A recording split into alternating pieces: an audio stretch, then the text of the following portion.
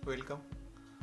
मैं इस वीडियो में आपको बताने जा रहा हूँ कि आप अगर जॉब खोज रहे हैं और जापनीज आपने पढ़ा हुआ है, आपने जापनीज लैंग्वेज पढ़ा हुआ है, आप सोच रहे हैं कि अब मैं जॉब खोजता हूँ या मुझे जॉब चाहिए अब। तो इसके लिए हमेशा ही कन्फ्यूज़न रहता है कि यार अभी लेवल ठीक है क्या मेरा, ये इतना पढ़ के मैं जॉब ले सकता हूँ क्या, मिल जाएगा क्या। तो ये हमेशा ही रहता है।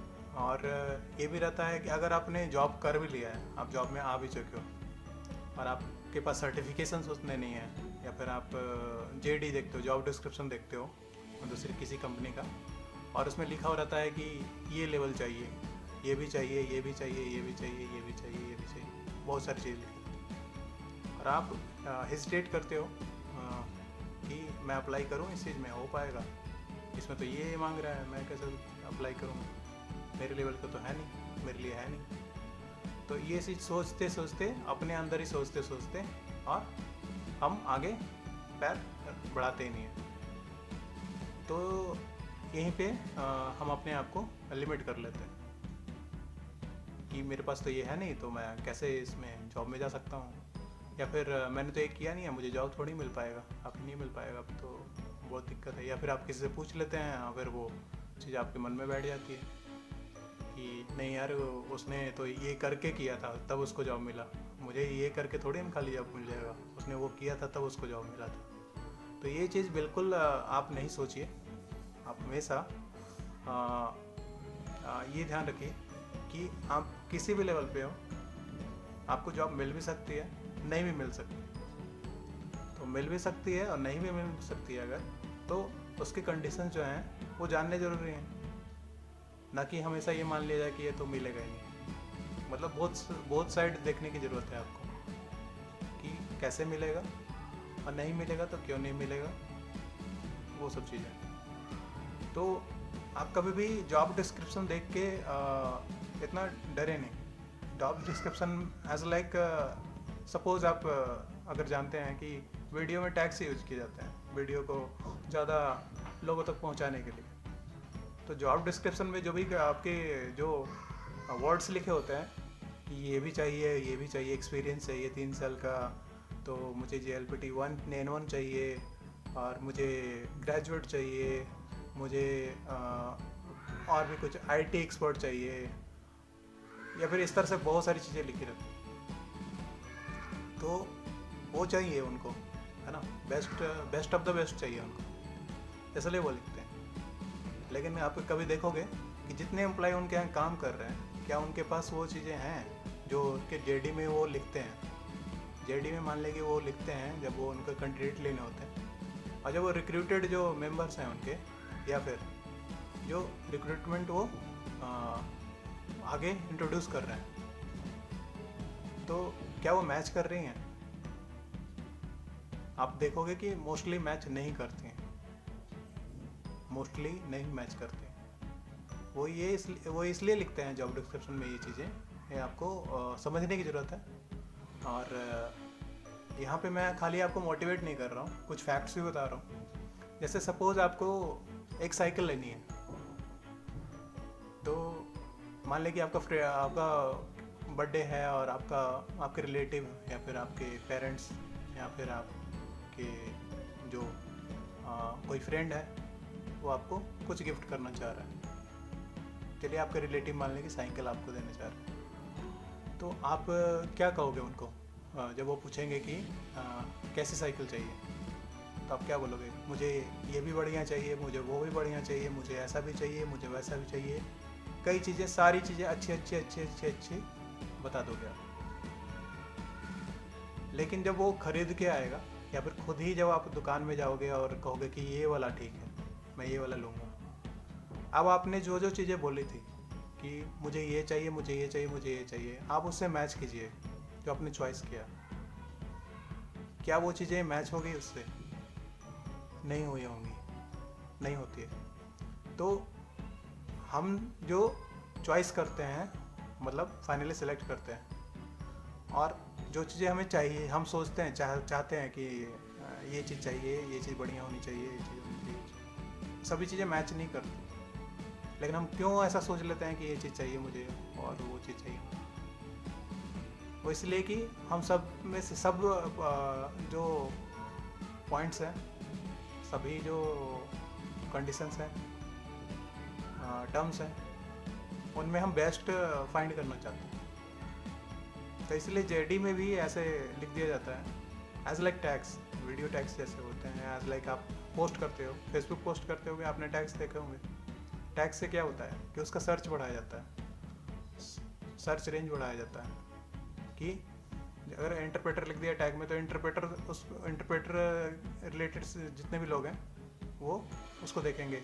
अगर अपने ट्रैवलिंग लिख दिया, हैशटैग ट्रैवलिंग लिख दिया, तो ट्रैवलिंग वाले सारे देखेंगे। तो इस तरह से वो एज लाइक हैशटैग यूज़ करते हैं कि ये वाले भी आए, ये वाले भी आए, सारे कैंडिडेट इस सेक्टर के, सारे इस वर्ड्स वाले जिनके भी क्वालिफिकेशन में ये चीज़ें हैं वो आए मेरे पास।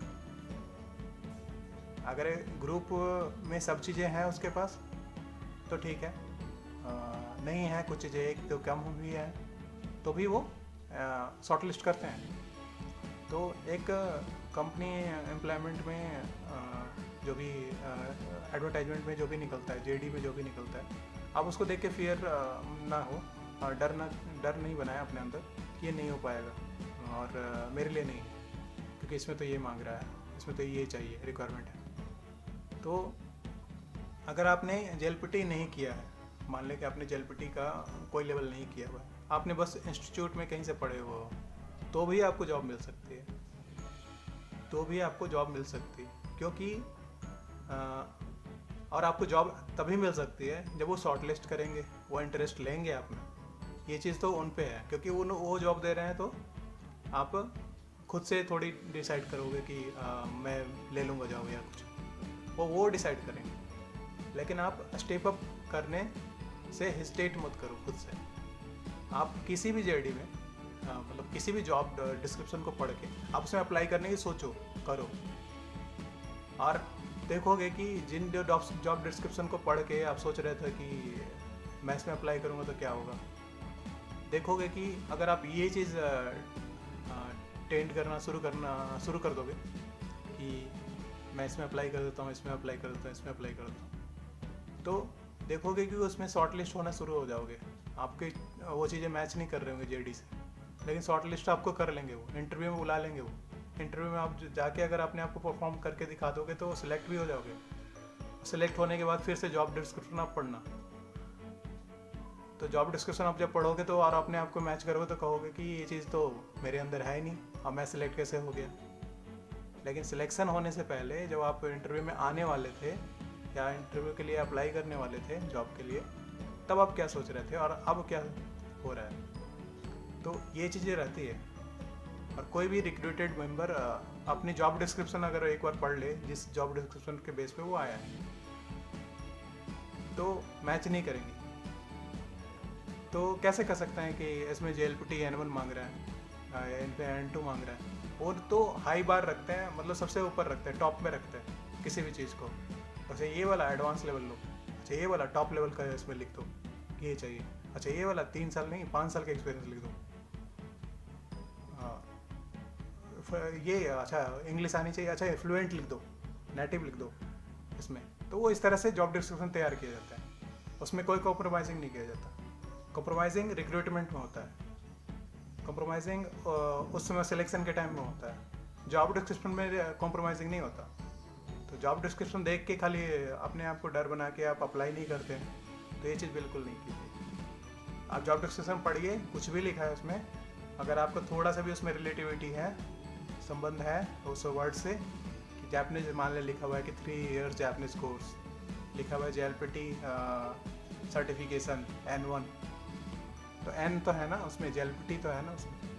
आप N5 भी है, N4 भी है, N3 भी है, N2 भी है, N1 भी है, आप कोई से N में है आप उसको अप्लाई कर दीजिए। अगर आपके पास ईमेल आईडी है तो आप अप्लाई कर दीजिए उसको, फिर आप छोड़ दीजिए, उन पे छोड़ दीजिए जो रिक्रूटर हैं, उन पे छोड़ दीजिए कि वो आप में इंटरेस्ट दिखाते हैं कि नहीं दिखाते हैं। आप खुद से अपने आप वो मत सोचिए कि वो इंटरेस्ट नहीं दिखाएंगे। मैं यहाँ पे ये कह रहा हूँ, जॉब आपको मिल सकती है, हो सके कि 10 रिक्रूटर होंगे जिनके जेडी उस तरह से होंगे, तो उससे 5 रिक्रूटर आपको इंटरेस्ट नहीं लेंगे और 5 रिक्रूटर लेंगे, क्योंकि उनको कैंडिडेट सबको ऑब्जर्व करना है। ऐसा नहीं कि उन्होंने जेडी में लिख दिया तो आप जॉब डिस्क्रिप्शन में लिख दिया, जॉब रिक्वायरमेंट में लिख दिया, एक्सपीरियंस सब लिख दिया। तो अगर मान ली 3 साल का एक्सपीरियंस लिखा है, आपके पास 2 साल से का ही एक्सपीरियंस है, आप फिर भी इसको अप्लाई करो, उसको कंसिडर करेंगे। तो और ये होता है, ये काफ़ी प्रैक्टिकल है। और हमेशा ये देखा गया है कि लोग बोलते हैं कि अच्छा N5 किया मैंने, मुझे जॉब मिलेगा। अच्छा मैंने 3 साल खाली इंस्टीट्यूट से पढ़ाई की है, मुझे जॉब मिलेगा।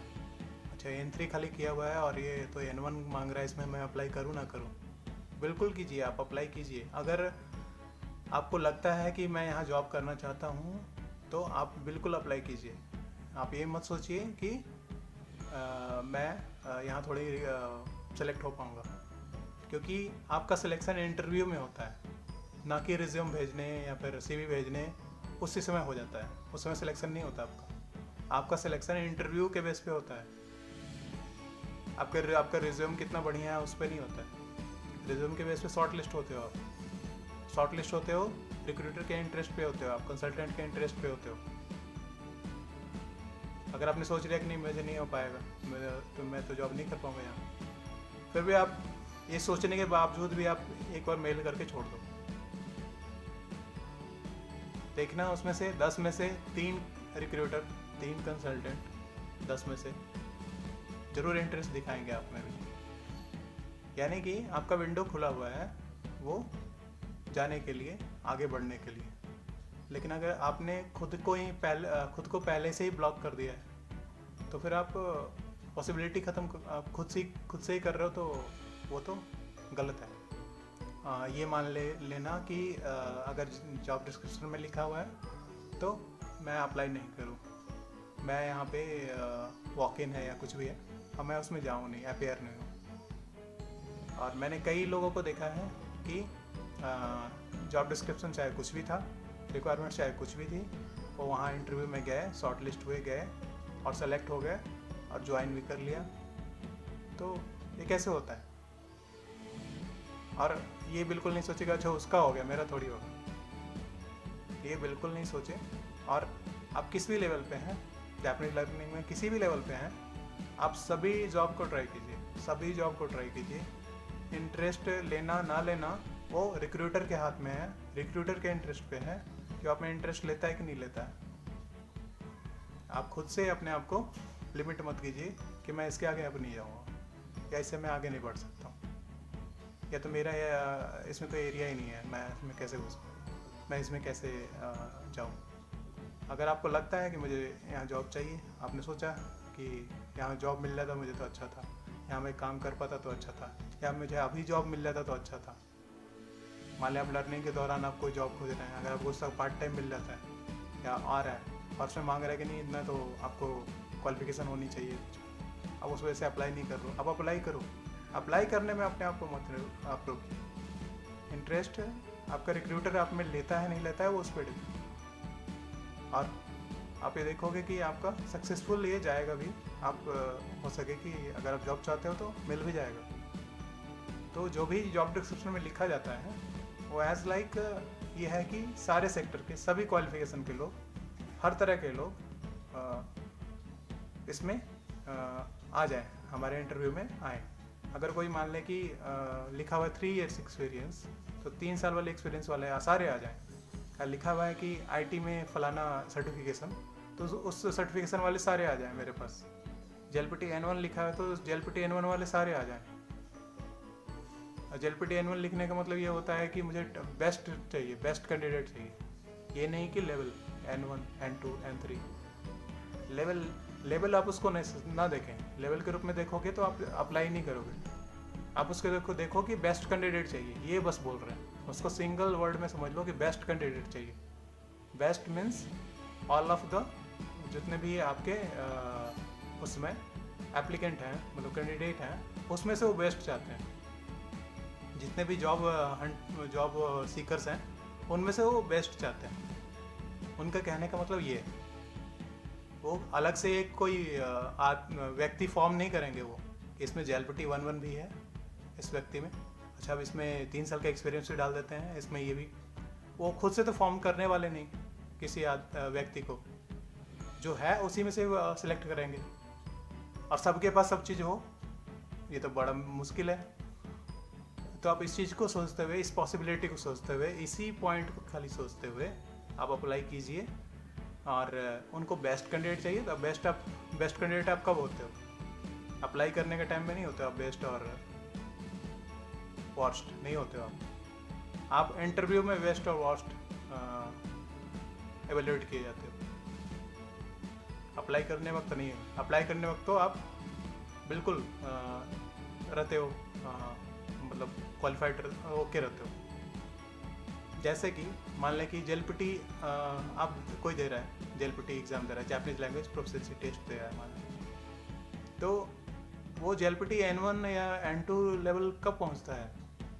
वो रिजल्ट आता है तब पहुंचता है। वो जॉब जो एग्ज़ाम देते वक्त वो N1 N2 का लेवल का व्यक्ति नहीं होता है जब तक वो सर्टिफिकेशन नहीं मिल जाए। वो आप ही की तरह N5 या N4 या N3 जो भी है उसके पास वो वहीं तक रहता है, लेकिन जैसे ही एग्ज़ाम ख़त्म होता है और उसको रिजल्ट मिल जाता है तब वो उस जगह पे पहुंचता है। ऐसा बिल्कुल नहीं है कि वो N1 की तैयारी कर रहा है मान लें, या N2 की तैयारी कर रहा है तो आपसे ऊपर है, और आप N3 पे हो, मान लें कि वो N2 की तैयारी कर रहा है तो वो आपसे ऊपर है। ये बिल्कुल नहीं सोचें आप कि वो हमसे ऊपर है। जब तक उसको सर्टिफिकेशन नहीं मिला तब तक वो आपसे ऊपर नहीं है। सर्टिफिकेशन मिलने के बाद वो आपसे ऊपर के लेवल पे जाएगा। तो इसी तरीके से जॉब डिस्क्रिप्शन खाली पढ़ के आप अपने आप को लिमिट कर लें कि ये मेरे लिए नहीं है, तो वो गलत है। मैं यहाँ पे बस यही बताना चाह रहा हूँ कि आप जॉब अप्लाई करने से पीछे नहीं हटें। अगर उसमें रिक्वायरमेंट में लिखा हुआ है कि JLPT N1 N2 3 year experience 5 years 8 years कुछ भी नेटिव जापानीज सब लिखा रहता है, नेटिव इंग्लिश कुछ इस तरह से लिखा रहता है। आप उन चीज़ों को पढ़िए, समझिए कि ये चीज़ें हैं, उसके लिए प्रिपेयर कीजिए अपने आप को इंटरव्यू के लिए कि मैं जो भी क्वालिटीज़ मांगी जाती हैं वो क्वालिटीज़ मैं अपने अंदर डेवलप करूँ। वो डेवलप कीजिए साथ साथ पैरेलली। लेकिन आपके पास जो भी जॉब आ रहे हैं या फिर आपको पता लग रहा है उन सब में अप्लाई कीजिए। अगर आप जॉब खोज रहे हैं आप ये नहीं को सिलेक्टिव मत जाइए कि जो इसमें मैच करेगा मेरा मैं उसी में करूँगा। जितने भी जॉब आ रहे हैं आपके पास, अगर थोड़ी सी भी रिलेटिविटी दिखती है, थोड़ा सा भी संबंध दिखता है उस जॉब डिस्क्रिप्शन में और आप में, तो आप उसको अप्लाई ज़रूर कीजिए। बिल्कुल रिलेवेंट नहीं है, बिल्कुल भी जुड़ाव नहीं है उस जॉब डिस्क्रिप्शन और आप में, तो आप बिल्कुल अप्लाई नहीं कीजिए। लेकिन अगर थोड़ा सा भी है उसमें तो आप ज़रूर अप्लाई कीजिए। तो कई लोग बोलते हैं कि मैंने तो N5 किया हुआ है तो मुझे जॉब मिलेगा नहीं मिलेगा। मिलेगा। मैंने भी N5 की जॉब मैंने सर्च किए हुए हैं, कई सर्च करने पे मिलता है, आखिर मिलता है, यानी कि वो जॉब तो आपको मिल सकता है। अगर वो डिस्क्रिप्शन में है, लोगों के डिस्क्रिप्शन में है कि N5 भी चलेगा, तो यानी कि उसको वो फाइंड कर खोज रहे हैं। लेकिन आप अगर आपने आपको लिमिट कर दोगे कि नहीं N5 पे थोड़ी ना मिलता है जॉब, N4 पे थोड़ी ना मिलता है जॉब, N3 में थोड़ी ना मिल जाता है, N2 में थोड़ी ना मिल जाता है, ये तो N1 मांग रहा है, नेटिव जापानीज मांग रहा है। नेटिव जापानीज कहाँ है मेरे पास? तो इस चीज़ को बिल्कुल नहीं सोचिए आप कि मेरे पास नेटिव जापानीज नहीं है, मैं जापान नहीं गया हूँ, तो मैं ये नहीं किया हूँ, मैं वो नहीं किया हूँ। आप सभी में अप्लाई कीजिए, सभी में। होगा नहीं होगा, सिलेक्ट होगे नहीं होगे, इंटरव्यू के लिए कॉल किया जाएगा कि नहीं किया जाएगा, ये आप अपने रिक्रूटर कंसल्टेंट पे छोड़ दीजिए। आप खुद से डिसाइड मत कीजिए। आप केवल अप्लाई कीजिए, आप केवल इंटरव्यू परफेक्ट दीजिए अगर आपको जॉब लेना है तो। Ending my video, thank you.